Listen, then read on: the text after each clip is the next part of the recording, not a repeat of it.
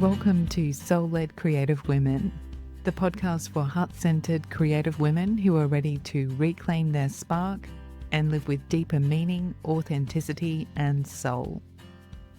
In this episode, I'm joined by the radiant Morgan Boszilkov, an Atlanta-based artist, spiritual coach, and creative soul who truly embodies what it means to walk the path of beauty, truth, and inner transformation.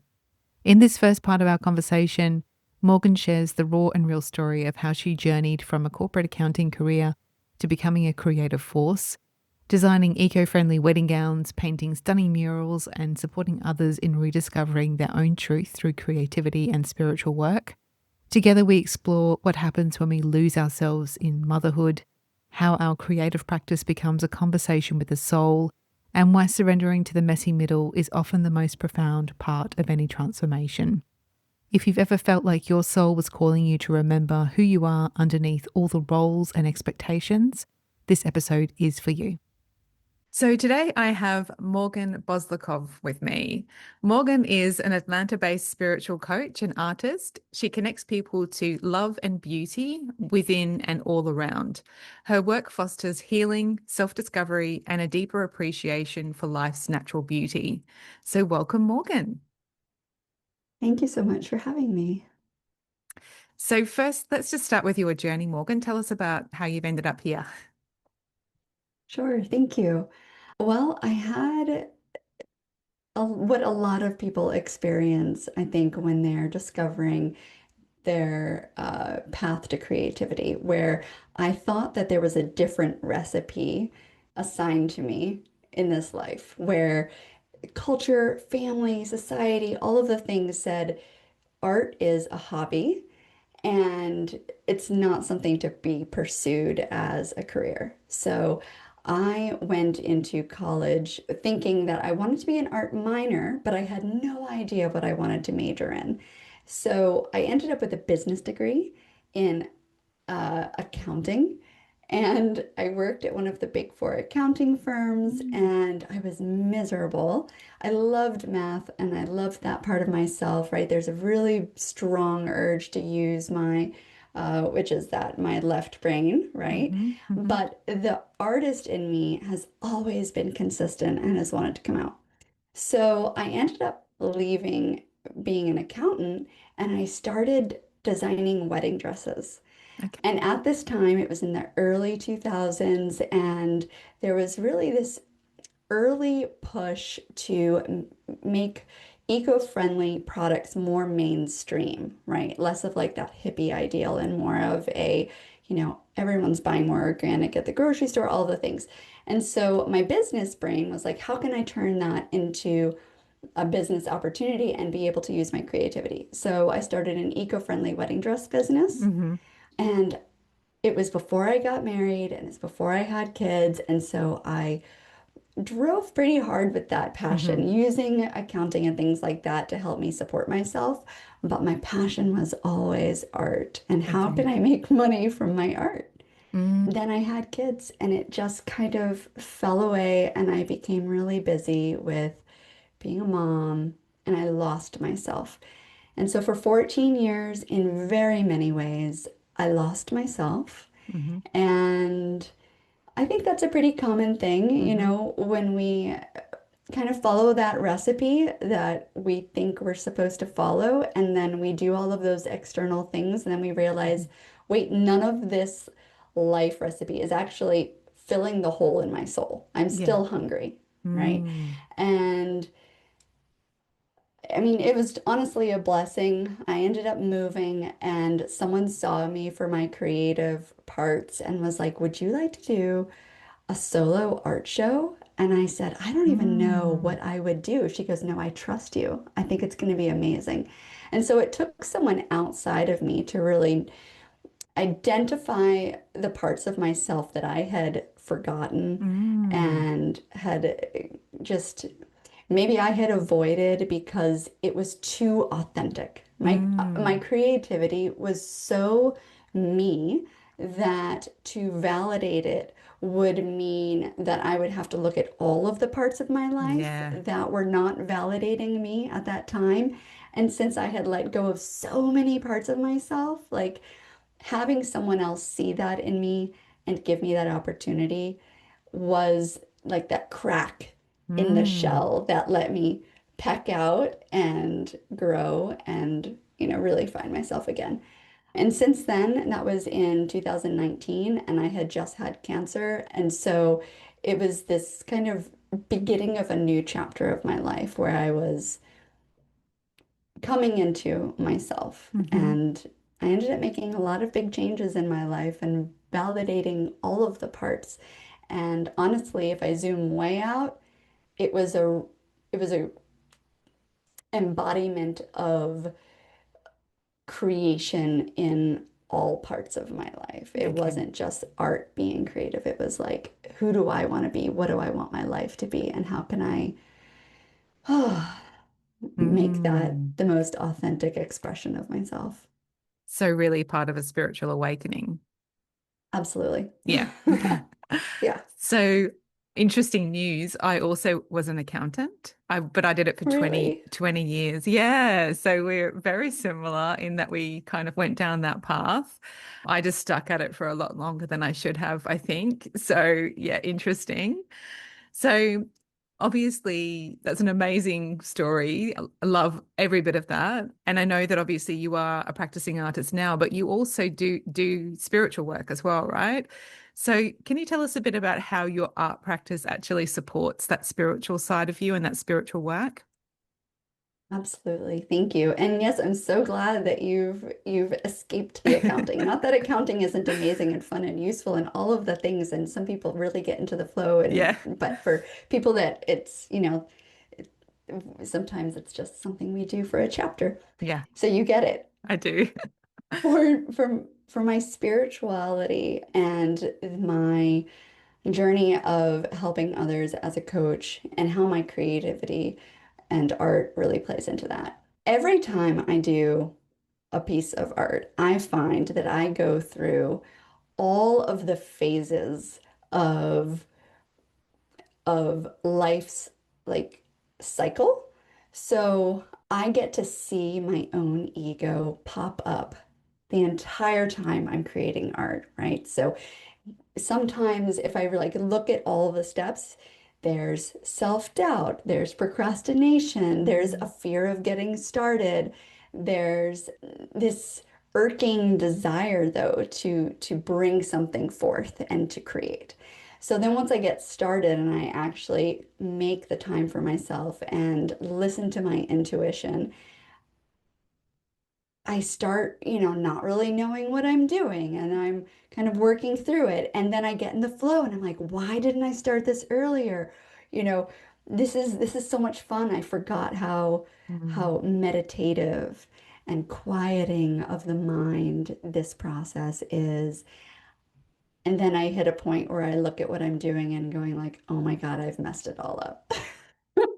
I don't know if this piece of work, if I should just start over or what have I done? Like, how am I going to fix these things that seem like mistakes? Mm. And then, that part of my ego that says, "Oh, you've made mistakes. There's no like way to fix these, or how are you going to get yourself out from this predicament of uh, interpreting what is as Mm. wrong?"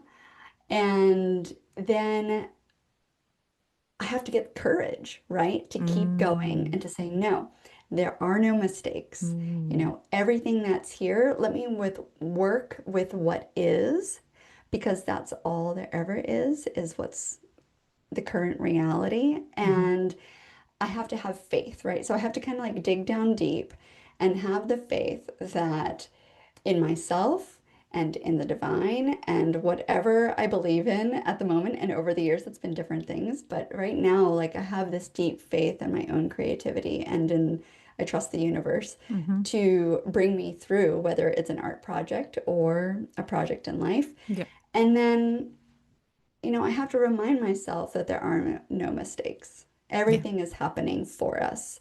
And that shift in my own spirituality, moving from victimhood to the alchemizing process of turning that lead to gold and saying, all right, this is what I have. How can I work with it? And then once I get over that hump of the self-doubt and the fear of failure and everything that comes up in the middle of an art project, and I just go, okay, let me quiet my mind again and trust the process Hmm. and trust the universe and trust myself. And then I flow again. And by Yeah. the time I'm done, I'm like, okay, okay, it all worked out. It's okay. And and then I'm often surprised by it. Like I'll look at it and I Hmm. can walk away from it.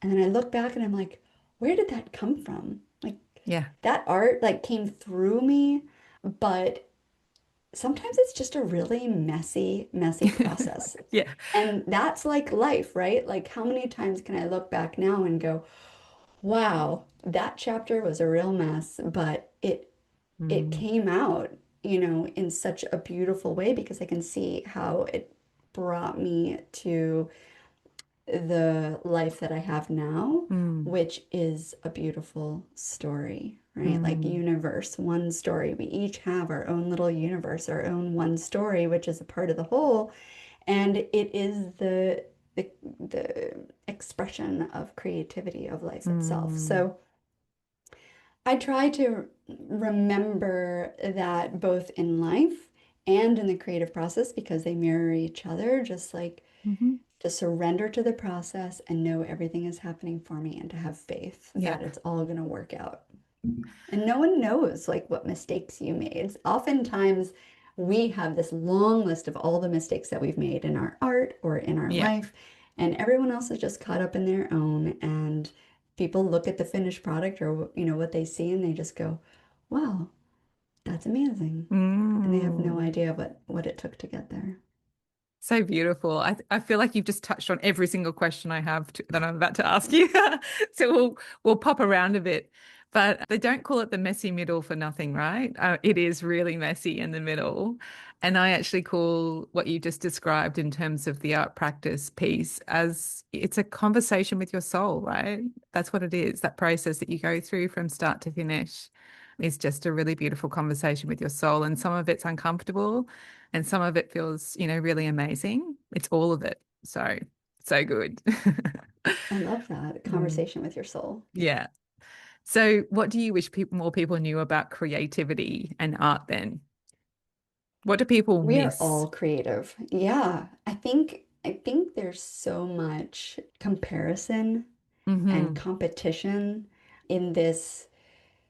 Oh, I like there's so many other words that I want to find like a really positive one, but the word patriarchy keeps coming into my mind. Okay. There's just a yeah, there's a long history of needing to be superior and Hmm. there's the comparison, and I speak from my own experience, right? When we are constantly comparing ourselves in any part of our lives or being competitive, we end up on a ladder, right? Hmm. Like we're always better than or worse than someone Hmm. else, and that is not love of self-love. That is not the unconditional love of the universe. That is not the love that we are all like made of down to our molecules and particles and atoms and all the things, Hmm. right? Like I believe that we are all love. And anything that creates separateness is fear-based and it's the ego. Hmm. So often I think when we're afraid of entering into a creative process, because I hear a lot of people say, I'm not creative. It's like that's because we have in mind something, an expectation and a comparison to someone else. Like, well, this person's creative. I'm not that, so therefore I'm not creative. Hmm. Hmm. And so I think letting go of the comparison mindset Hmm. and tapping into the idea that every time we have courage to do something differently in our lives on a day-to-day basis, that is creation. Like Yeah. that is the creative process. Doing the dishes differently in Mm. the dishwasher from one day to the next, that is a creative process. Literally, you're like using your brain to think of Mm. different options, to think of different ways of of Tetrising the plates. Like Yeah. it doesn't matter what we do in our lives. Anything that we're doing on a day-to-day basis that has any sort of change or dynamic aspect is creation itself. Mm, And I think we've lost touch with that divine, beautiful sense of oneness with all things, mm, like nature itself, right? Nature is always changing and evolving mm. and growing. And so are we. Yeah. We It's are all evolving. it's a very feminine sort of way of approaching things, and we are trained to be a lot more productive and efficient. I actually call that what you described as like taking the scenic route. So when you've got an opportunity to take the scenic route in anything you're doing in your day, if it feels good to do it, you should do it because that's creativity in play in everyday life, right? In the I menial love tasks. that. Yeah. Yes, I love that. In fact, I've had this goal recently. Let me know if I'm going off topic, but I've had No? this goal recently where I want to tap into my 10 to 13-year-old self Okay. on summer vacation. So when I wasn't like really competitive at school and trying to perform and achieve and do and, be in that comparison mindset, because that's definitely where I Mm. was as a child. I was constantly trying to make sure that I was oh, lovable and Performing. acceptable. Yes, and performing. And so when I was in the flow, whether it was making a quilt in my bedroom or building a fort outside or planting a little mini garden with the onions in my yard, I was truly just following my passion Mm. in every moment, just trusting myself because I didn't know any better at the time, right? Like summer vacation, there was this freedom and sense of play. And so I've been asking myself recently, like, rather than beating myself up about what I should be doing or how productive I'm supposed to be, Mm. how can I follow my passion, my sense of play, my intuition, and just do the thing? So sometimes it means that I end up like, I built an outdoor shower recently Mm-hmm. because I didn't want to go to the art studio. Like Yep. some part of me was like, you know what? I'm just not feeling that spark, but I really, really want to work with my hands and Yeah. get in the dirt and use power tools. So, that was another Mm. expression of creativity Yeah. and I don't know how it served my art and my business and all those things, but I just have to trust that Mm. it was what I needed. Absolutely. I And think it's like honoring the creative season, right? In terms of like taking the pressure off a bit and recognizing, shining a light or bringing awareness to the season that you're in, because it's not on all the time, right? You can't just sit there all day, every day and paint these beautiful, stunning paintings that you make, right? It's not right. possible. Yeah, you're right. You're absolutely right. I love that seasonally. So we've already touched on this, but it's a big one for me. So I believe that our spiritual and our creative journeys are intrinsically linked. I actually believe that they mirror and feed each other. So, how do you think that we can more intentionally use our spiritual or our personal growth to support our creative journey and vice versa? Mm, I love that. Yes, they are so intertwined. I want to say that for me, it comes back so often to surrendering to the process. You know, I think maybe it goes full circle back to what we talked about in the very beginning with the journey of validating the artist that was always present within Mm-hmm. me that wanted to be trusted and you know take flight because there's still this self-doubt that says, you know, starving artist is a phrase for a reason, right? Or, there's a lot of conversation about manifesting abundance, right? Mm-hmm. And so Mm-hmm. there are all these expectations that if we trust the universe, that will be taken care of, right? That's a lot of Mm-hmm. messaging out there of like manifesting the money. And it can be really hard to support Mm-hmm. oneself in any profession. But art is one of those like historically famous things. And so for me, like there's this lingering fear of what if what if I can't support myself with Mm-hmm. that, right? Mm-hmm. Or for example, I do a lot of murals right now, and it's something that I never would have chosen for myself, I don't Mm-hmm. think. I Mm-hmm. was very much so like, it feels safe to put something on a canvas, and if someone likes it, they'll buy it.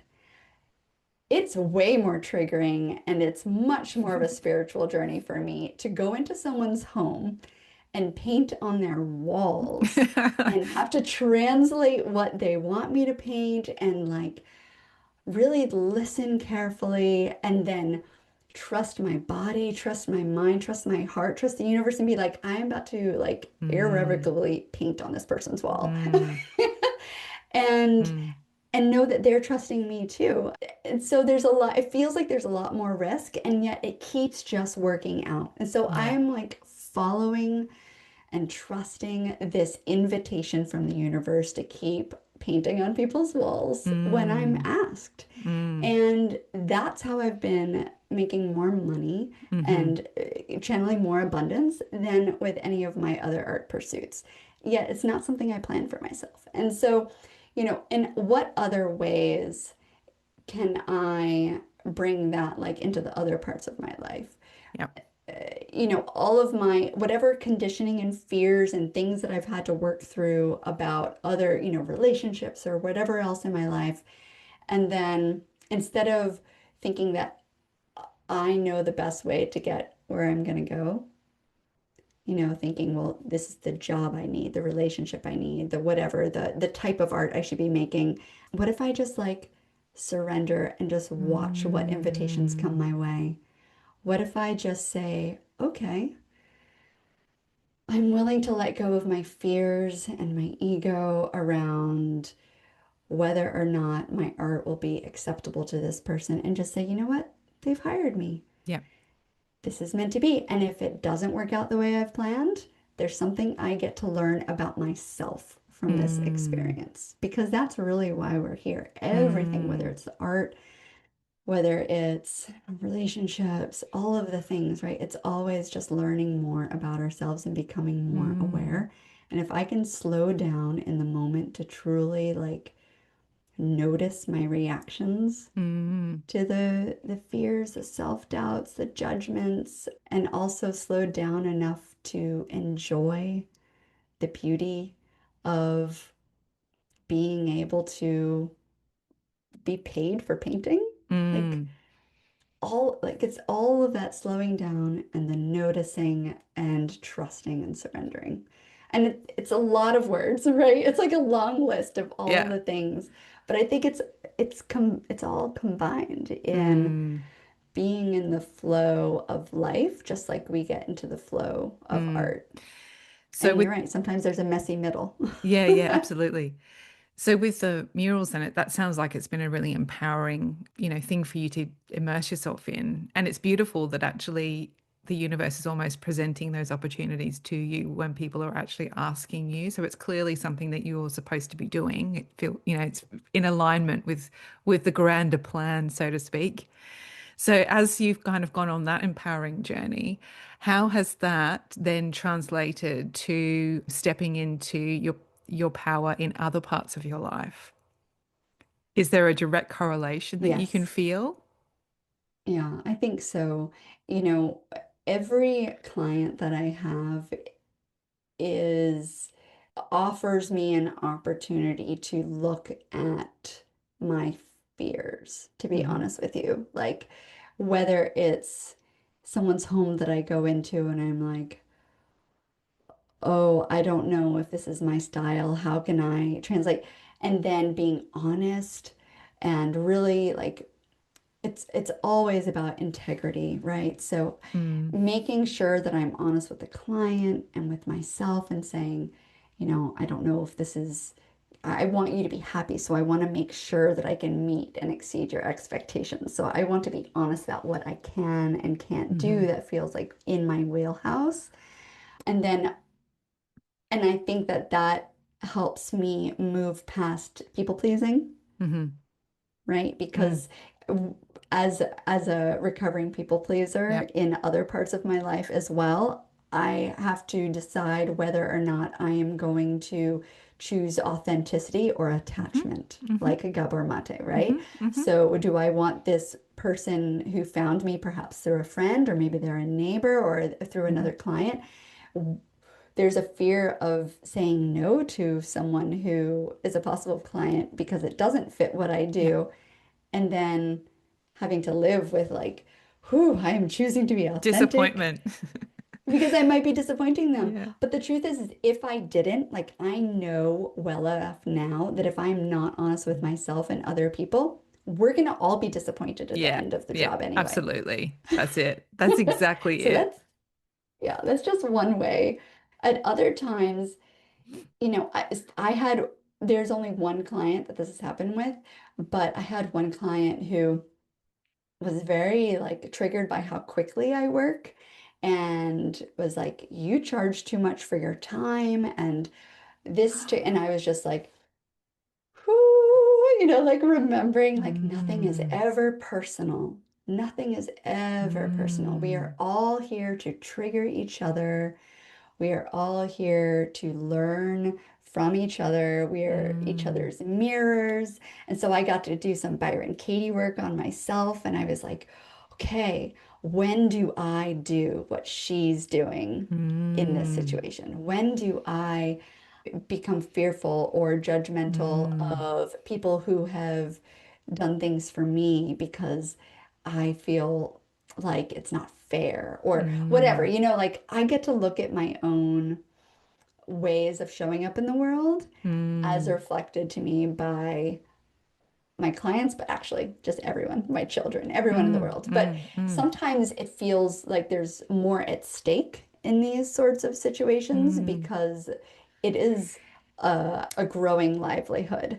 Yeah. So there's a sense of balance of I always want happy customers, Yeah. and how do I not take things personally and move through not in a defensive way if Yeah. someone is triggered, but just to be like, oh, I have so much compassion because I've taken the time to notice when I've reacted in that way. And Mm. then I can say, hey, I've been there. And I'm so grateful that you have shared your feelings with Mm. me. And, you know, yes, I see that you've spoken to a bunch of your friends who are also people I know before you came to me. And I've done that too, even though it's very triggering for me that Yeah. you've spoken to people before you've come to me. I've done that too. And so as soon as I can recognize in someone else's behavior the same Mm. thing that I've done at some point in my life, there's a sense of oneness and connection. And then I'm less judgmental and afraid, and I'm more Mm. compassionate and empathetic, and I feel more connected and loving for that person. So I can hold Mm. space for whatever they're going through and realize that whatever is. I mean, I'm telling you that this is only one person this has happened to, but Yeah. honestly, it was a really big deal Yeah. Yeah. because I was like, whew, this feels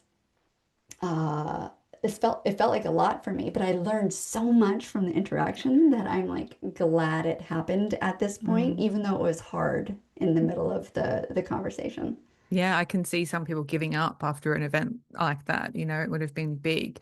But what was coming up for me as you were explaining that story was, is not part of how you can recover gracefully from that and still retain your power, is not part of that really being rooted in the transformation that you're offering that person. Because ultimately, if they've invited you into that space to create this beautiful artwork on their wall, there's a transformation that's coming for them as part of that, a transformation in their home, in the way they move through their home, in the way that they feel in their home.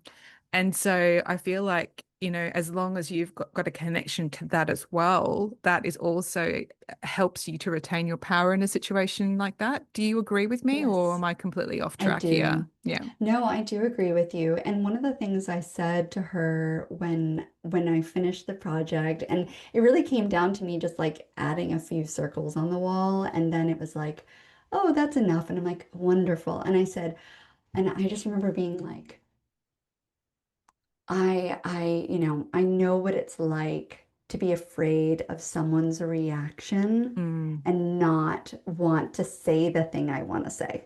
Yeah. And so I ended up like in a coaching session with this person, like this mini session where I was just like,